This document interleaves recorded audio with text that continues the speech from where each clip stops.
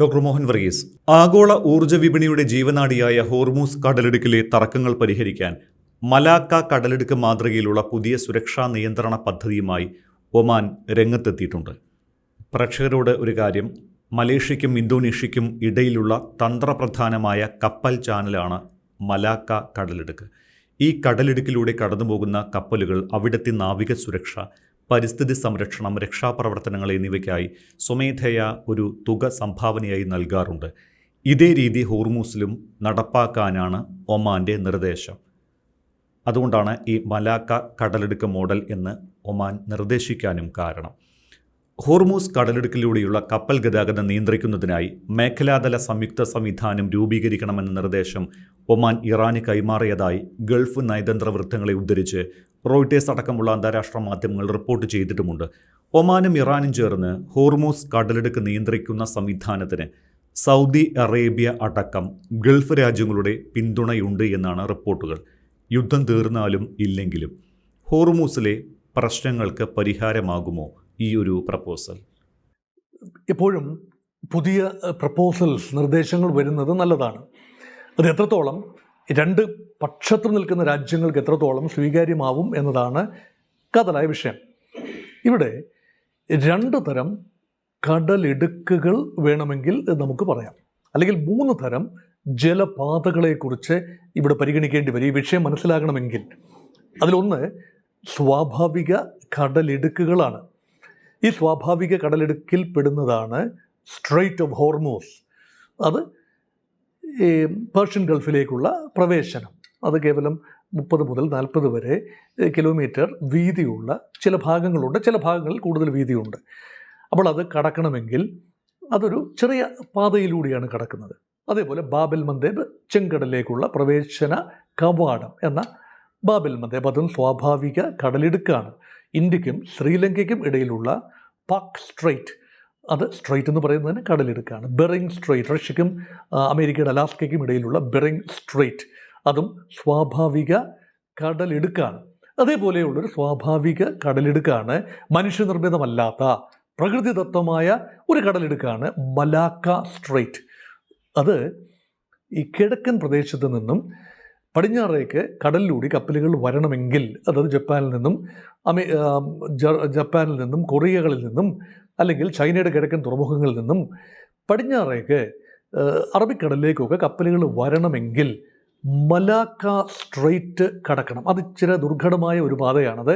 ഇന്തോനേഷ്യയുടെയും മലേഷ്യയുടെയും മധ്യയുള്ള സ്വല്പം ദൈർഘ്യമേറിയ, വീതി കുറഞ്ഞതും എന്നാൽ നീളമുള്ളതുമായ ഒരു സ്ട്രെയ്റ്റാണ് മലാക്ക സ്ട്രെയ്റ്റ്. അത് കടന്നാണ് 10,000-കണക്കിന് ചൈനീസ് കപ്പലുകൾ പടിഞ്ഞാറേക്ക് വരുന്നത്, ജാപ്പനീസ് കപ്പലുകൾ വരുന്നത് അങ്ങോട്ടാണ്. അതുകൊണ്ട് അത് തന്ത്രപ്രധാനമായ ഒരു മേഖലയാണ്. ഏതെങ്കിലും കാരണവശാൽ മലാക്ക സ്ട്രെയ്റ്റ് ബ്ലോക്ക്ഡ് ആവുകയാണെങ്കിൽ കിഴക്കോട്ടുള്ള വ്യാപാരം, അല്ലെ കിഴക്കിൻ്റെ വ്യാപാരം പൂർണ്ണമായി അവസാനിക്കും. അത് തീർച്ചയായും ഒരു ചോക്ക് പോയിൻ്റായി ഉപയോഗിക്കാം. പക്ഷേ ആരും തന്നെ മലാക്ക കടലിടുക്കിനെ ഒരു ആയുധമായി ഉപയോഗിച്ചിട്ടില്ല. 2ാം ലോക മഹായുദ്ധകാലത്തെ അത് സംഭവിച്ചു. അതിനുശേഷം ഒരിക്കലും അങ്ങനെ ഉണ്ടായിട്ടില്ല. ഇന്ത്യ ആൻഡമാൻ നിക്കോബാർ ഐലൻഡ്സിൻ്റെ ദക്ഷിണ ഭാഗത്ത് ഒരു വലിയ നാവിക താവളം നിർമ്മിക്കുന്നതിന് പിന്നിലും മലാക്ക സ്ട്രെയ്റ്റ് വഴി കടന്നു പോകാൻ സാധ്യതയുള്ള ഹോസ്റ്റൈൽ ഷിപ്സിനെ നിരീക്ഷിക്കാനും വേണ്ടി വന്നാൽ അവിടെ ഇടപെടാനുമുള്ള ഒരു ഓപ്ഷൻ നിലനിർത്തിക്കൊണ്ടാണ് ഇന്ത്യയുടെ ആ പ്രദേശത്തെ കിഴക്കൻ, അതായത് ബേ ഓഫ് ബംഗാളിലെ നാവിക ഓപ്പറേഷൻസിൻ്റെ കുന്തമുനയായി ഇപ്പോൾ വരുന്ന ആ ഒരു പുതിയ നാവിക താവളം. അതവിടെ നിൽക്കട്ടെ.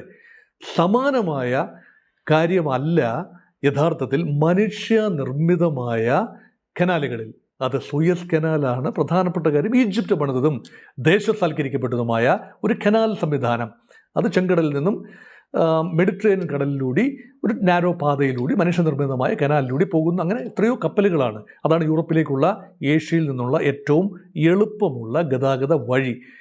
അതിന് ഒരു ടോള് പിരിക്കുന്നതിന്, ഫീസ് പിരിക്കുന്നതിന്, ചുങ്കം പിരിക്കുന്നതിന് തീർച്ചയായും ഈജിപ്റ്റ് എന്ന രാജ്യത്തിന് അവകാശമുണ്ട്. അതവർ ചെയ്തുകൊണ്ടേയിരിക്കുന്നു.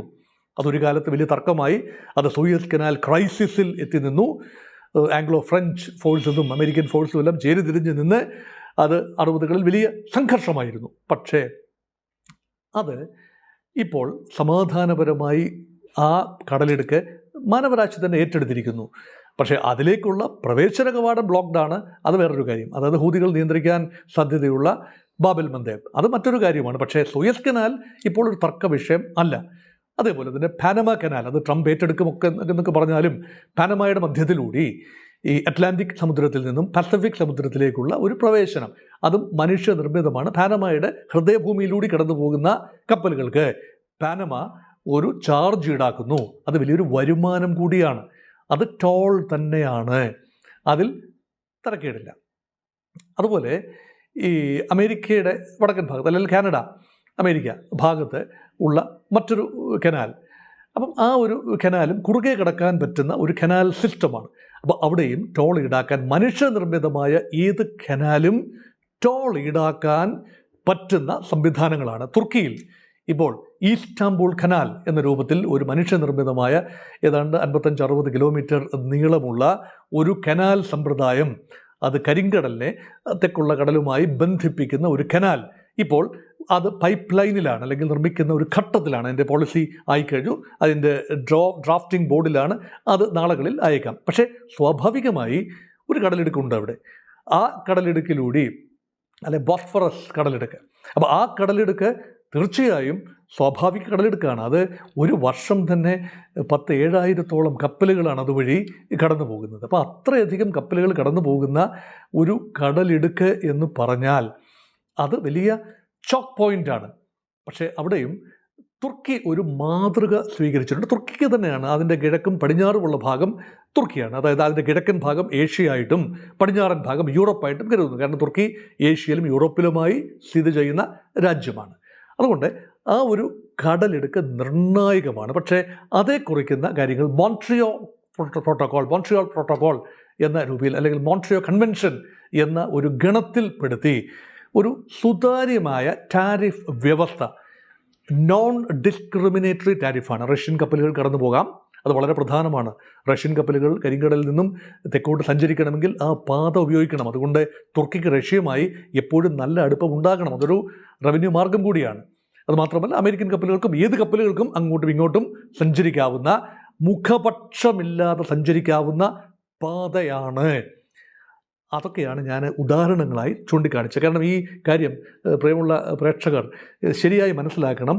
ഈ ഹോർമൂസ് കടലിടുക്കിന് മേൽ ടോള് പിരിക്കാൻ ഇറാന് അവകാശം ഉണ്ടോ? ഇറാനും ഒമാനും കൂടി ചേർന്ന് ടോള് പിരിക്കാൻ അവകാശമുണ്ടോ എന്നാണ് ചോദ്യമെങ്കിൽ, നിയമപരമായി അന്താരാഷ്ട്ര മാരിടൈം നിയമമനുസരിച്ച് സ്വാഭാവിക കടലിടുക്കിൽ അത് ഫ്രീ പാസേജാണ്. ടോള് പിരിക്കാൻ കഴിയില്ല. പക്ഷെ ഒന്ന് കഴിയും. ആ രീതിയിലാണ് ഇറാൻ ചിന്തിച്ചുകൊണ്ടിരിക്കുന്നത്, ഒമാനും ചിന്തിക്കുന്നത് ആ രീതിയിലാണ്. അതെന്താണ്? മലാക്ക കടലിടുക്കിലൂടെ കടന്നു പോകുന്ന കപ്പലുകൾക്ക് സ്വമേധയ ഒരു തുക ഇന്തോനേഷ്യക്കും മലേഷ്യയ്ക്കും കൊടുത്തുകൊണ്ട് കടന്നു പോകാം. കാരണം ആ പ്രദേശത്തിൻ്റെ പാരിസ്ഥിതിക കടൽ, അവിടെ മാലിന്യങ്ങൾ അടിഞ്ഞുകൂടുന്നത് എടുത്തു മാറ്റണം, അതിൻ്റെ ഇക്കോസിസ്റ്റം, ജൈവ വൈവിധ്യം നിലനിർത്തണം. അതുമാത്രമല്ല അവിടുത്തെ സുരക്ഷ ഒരുക്കണം. അവിടെ പൈറസി, അതായത് കടൽ കൊള്ളക്കാരുടെ ആക്രമണം ഉണ്ടാവരുത്. അപ്പോൾ സുരക്ഷ പ്രദേശത്തെ രാജ്യങ്ങളായ മലേഷ്യയും ഇന്തോനേഷ്യയും വിചാരിക്കേണ്ടതുണ്ട്. മറ്റു രാജ്യങ്ങളുടെ സേനകൾക്ക് അവിടെ വിന്യസിക്കാൻ പറ്റില്ലല്ലോ. അപ്പോൾ ഒരുപാട് കാര്യങ്ങളുണ്ട്. എൻവയോൺമെൻറ്റലാണ്, ഒരു സെക്യൂരിറ്റി ഓറിയൻറ്റഡ് ആണ്. അതുമാത്രമല്ല വൈവിധ്യങ്ങൾ നിലനിർത്താൻ വേണ്ടിയാണ്. അതിനുവേണ്ടി ഒരു ചെറിയ തുക കൊടുക്കുന്നുണ്ട്. അത് വോളണ്ടറി ആണ്. പക്ഷേ ആരും അത് ഉപേക്ഷിക്കാറില്ല. കാരണം അതൊരു കസ്റ്റമാണ്, കസ്റ്റമറി നിയമമാണ്. ഒരു കസ്റ്റം ആരെങ്കിലും ഏതെങ്കിലും ഒരു കപ്പൽ കൊടുത്തില്ലെങ്കിൽ കൊടുത്തില്ല, ആ കഷ്ടം എന്നേ പറയൂ. പക്ഷേ ഇതൊക്കെ സ്വാഭാവികമായി ജൈവികമായി കൊടുക്കേണ്ട ഒരു കാര്യമാണ്. അതുപോലെ ഹോർമൂസ് പരിഗണിക്കപ്പെടണം എന്ന രീതിയിലാണ് ഒമാൻ ഇപ്പോൾ നിർദ്ദേശം മുന്നോട്ട് വെച്ചിട്ടുള്ളത്. ഒരു ഫ്രീ വാട്ടർ വേ ആയിരിക്കണം. പക്ഷേ അത് മാനേജ് ചെയ്യുന്നത് ഒമാനും ഇറാനും മറ്റ് ഗൾഫ് രാജ്യങ്ങളും ചേർന്നാണ്. ആ നിർദ്ദേശത്തോട് സൗദി അറേബ്യയ്ക്കും യോജിപ്പ് തന്നെയാണ്. പക്ഷേ ഇറാൻ അതിനോട് യോജിക്കുന്നില്ല. ഇറാനെ സംബന്ധിച്ചിടത്തോളം ഇറാൻ്റെയും ഒമാൻ്റെയും എക്സ്ക്ലൂസീവ് കൺട്രോളിലായിരിക്കണം, അത് ഡിസ്ക്രിമിനേറ്ററി ആയിരിക്കണം എന്നാണ് ഇറാൻ ആഗ്രഹിക്കുന്നത്. ഡിസ്ക്രിമിനേറ്ററി എന്ന് പറഞ്ഞാൽ എന്താണ്? തങ്ങൾക്ക് ഇഷ്ടമുള്ള കപ്പലുകൾക്ക് കടന്നു വരാം, അത് തുക തങ്ങൾ തീരുമാനിക്കും. എല്ലാ കപ്പലുകൾക്കും ഒരേ തുക ആയിരിക്കില്ല. കണ്ടെയ്നർ ഷിപ്സിനൊരു തുക, ഓയിൽ ടാങ്കേഴ്സിന് മറ്റൊരു തുക, യുദ്ധക്കപ്പലുകൾക്ക് മറ്റൊരു തുക, പല രീതിയിലുള്ള തുകകളായിരിക്കാം. പല രാജ്യങ്ങൾക്ക് വിവിധ ശ്രേണിയിലുള്ള കപ്പലുകൾക്ക് വിവിധ തുകയായിരിക്കാം. സീസണിൻ്റെ പല സമയങ്ങളിൽ തിരക്കനുസരിച്ച് പല തുകയായിരിക്കാം. ചില കപ്പലുകളെ കടത്തി വിടാതിരിക്കാൻ കഴിയും. ഫിൽട്ടർ ചെയ്യാൻ, മോണിറ്റർ ചെയ്യാൻ, ഡിനേ ചെയ്യാൻ, അനുവദിക്കാൻ ഒക്കെയുള്ള അവകാശമാണ് ഇറാൻ ഇപ്പോൾ ആഗ്രഹിക്കുന്നത്. അതില്ല എങ്കിൽ ഈ നെഗോസിയേഷൻ എങ്ങും എത്തില്ല എന്നാണ് ഇറാൻ്റെ പക്ഷം. അതൊരു ബാർഗെയിനിങ് പോയിന്റാണ്. ഇറാനെ സംബന്ധിച്ചിടത്തോളം അതൊരു ബാർഗെയിനിങ് പോയിന്റാണ്. മാത്രമല്ല നോക്കൂ, ഇറാൻ്റെ കണ്ടൻഷൻ എന്താണ്? തങ്ങൾ ദീർഘകാലം ചരിത്രത്തിൽ അപമാനിക്കപ്പെട്ടു, അവഗണിക്കപ്പെട്ടു. 1951 ഞങ്ങൾക്കൊരു പ്രസിഡന്റ് ഉണ്ടായിരുന്നു, മൊസാദിഖ്. അദ്ദേഹം ദേശീയവാദിയായിരുന്നു. തങ്ങളുടെ എണ്ണപ്പാടങ്ങൾ അദ്ദേഹം ദേശസാൽക്കരിച്ചു. ലോകത്ത് 3ാമത്തെ സ്ഥാനമാണ് എണ്ണപ്പാടങ്ങളുടെ കാര്യത്തിൽ, ഗ്യാസ് ഫീൽഡുകളുടെ കാര്യത്തിൽ ഇറാനുള്ളത്. ലോകത്ത് ഏറ്റവും അധികം എണ്ണയുള്ളത് വെനിസ്വേലയ്ക്കാണ്. അത് കഴിഞ്ഞ് 3ാം സ്ഥാനത്ത് വരുന്നത് ഇറാനാണ്.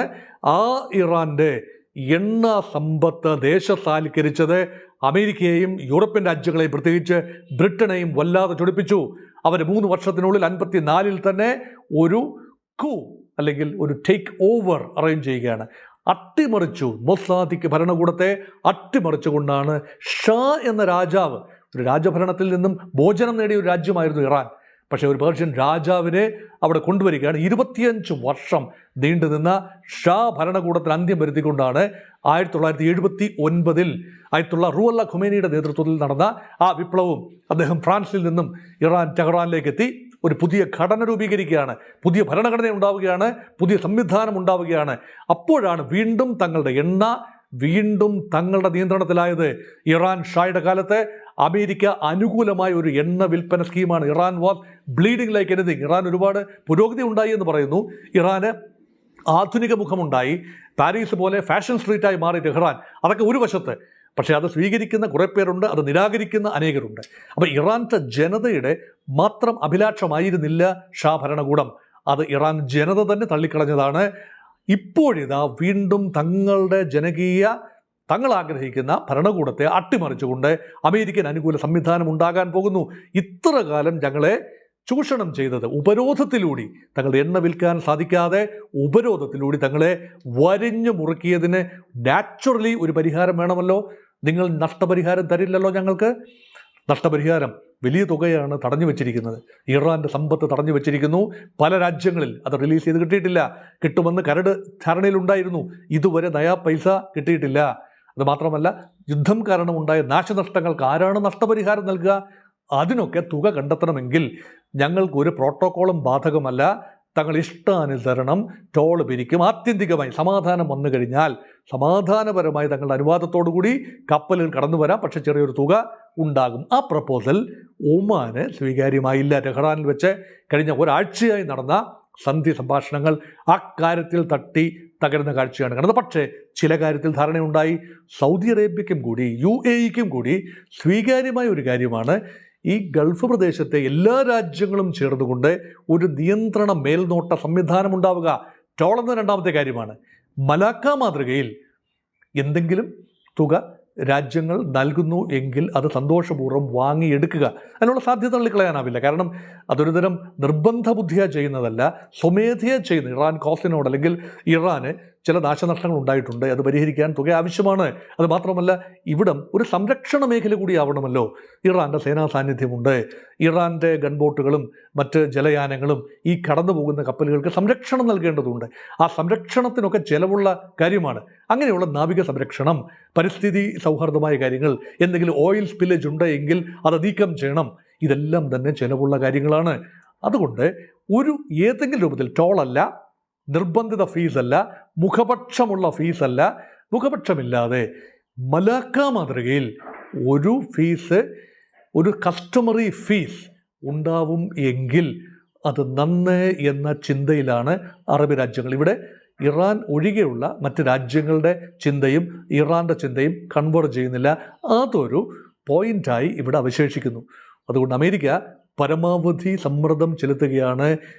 യുദ്ധത്തിന് മുൻപ് എങ്ങനെയായിരുന്നോ ഹോർമൂസ് കടലിടുക്ക്, അതേപോലെ ഒരു അവസ്ഥ പുനഃസ്ഥാപിക്കണം. അങ്ങനെ പുനഃസ്ഥാപിക്കപ്പെട്ടാൽ ഇറാൻ ഒരു ബാർഗെയിനിങ് പോയിന്റ് ഇല്ലാതെ വരും. അതുകൊണ്ട് ഇറാൻ ബലം പിടിക്കുന്നു, ഇറാൻ നിർബന്ധ ബുദ്ധിയോ പെരുമാറുന്നു എന്ന രീതിയിലാണ് ഇതിനെ വിശകലനം ചെയ്യാനാവുക.